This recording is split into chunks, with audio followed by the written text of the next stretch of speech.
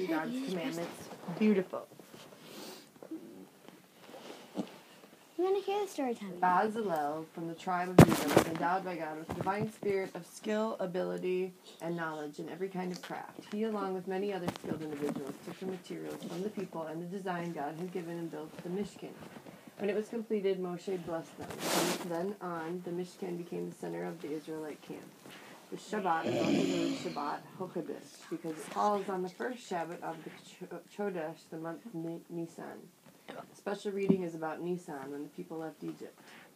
For their mitzvah, Bezalel was selected to build the Mishkan because he would make it beautiful. The idea of making our fulfillment of God's commandments beautiful is called Hider Mitzvah.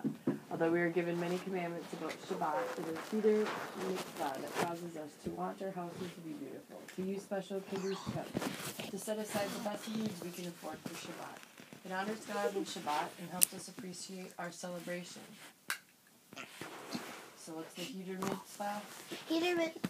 Guys, stop it.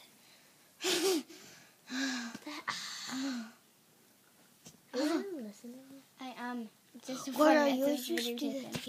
The idea of making our fulfillment of God's commandments beautiful.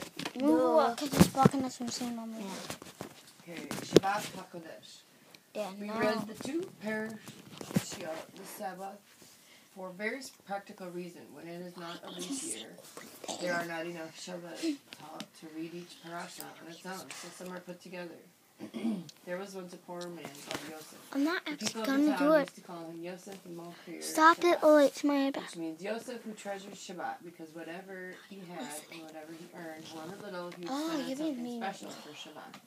The merchants in the marketplace knew that even as late as Friday afternoon, they could expect Yosef to wander into the market looking for Just that what you special always do, delicacy, which he couldn't afford, but which he'd buy anyway. Now, in a nearby town lived a rich merchant. He owned a magnificent house with servants and carriages, clothes and jewels. Every meal the merchant had was a banquet. To one of these banquets there came an old seer who could tell the future. And there in front of his guests, the seer told the merchant that one day all the merchant's wealth would be eaten by Yosef Mochir Shabbat. Everybody laughed because the idea seemed so ridiculous. But that night the merchant couldn't sleep. He was very fond of his wealth, and he thought of a plan to protect it. Early the next morning, this merchant drove in his carriage to visit a friend in a distant town. The friend was happy to see him, and even happier at the offer the merchant made. I will exchange all my property for your pearl. Now, this was no ordinary pearl. It was known to be priceless. The friend agreed, and the merchant drove away.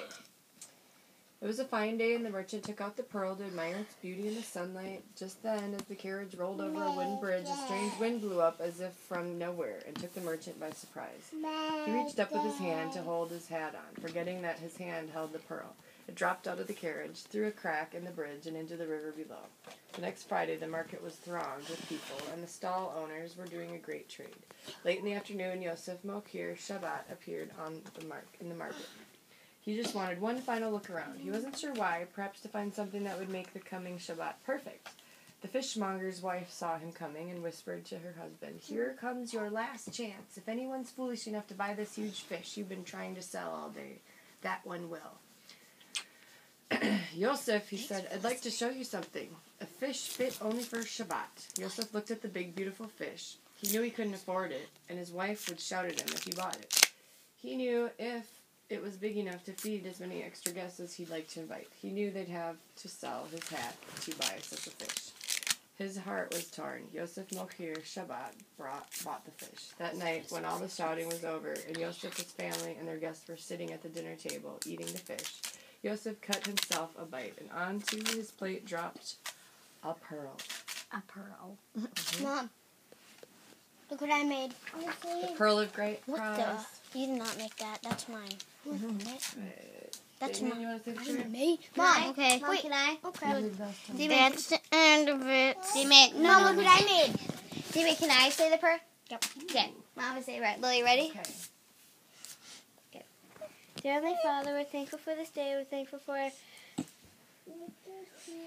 for today, and that tomorrow will be a great day, and that we'll not fight and we'll be reverent during story time, and that everything will be great in the world, and that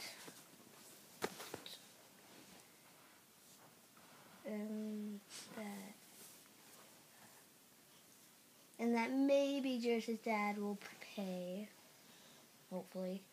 And in the name of Jesus Christ, amen. Amen. Little Billy. Amen. And that's the end. That's the end of it. Guys, stop it. Not yet. Not yet. Can I say something?